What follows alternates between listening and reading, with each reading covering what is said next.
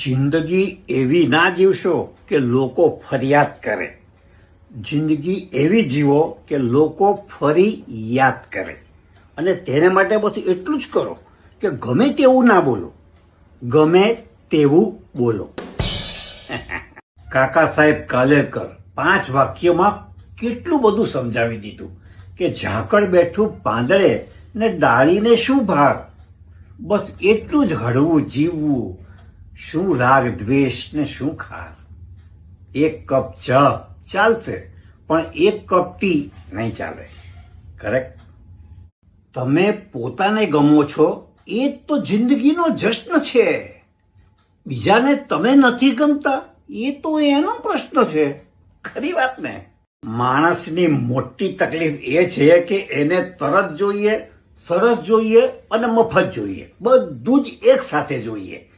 પણ યાદ રાખો કે તરત અને સરસ મફત નહીં મળે, તરત અને મફત સરસ નહીં મળે, અને સરસ અને મફત તરત નહીં મળે.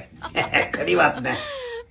અતિશય ભીના ન થવું કે લોકો નીચવી દે, અતિશય કોરાય ના થવું કે લોકો ઘડી વાળીને મૂકી દે. થોડા આડા લીલા રહેવું.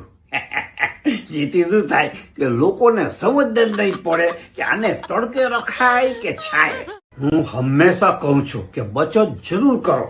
ખબર છે કેમ? કારણ કે જન્મ અને મૃત્યુ બંને મોંઘા થઈ ગયા છે. સિઝેરિયન વગર કોઈ આવતું નથી અને વેન્ટિલેટર વગર કોઈ જાતું નથી. આ કળિયુગ છે. ધનસુખલાલ વધતા જાય છે અને મનસુખલાલ ઘટતા જાય છે.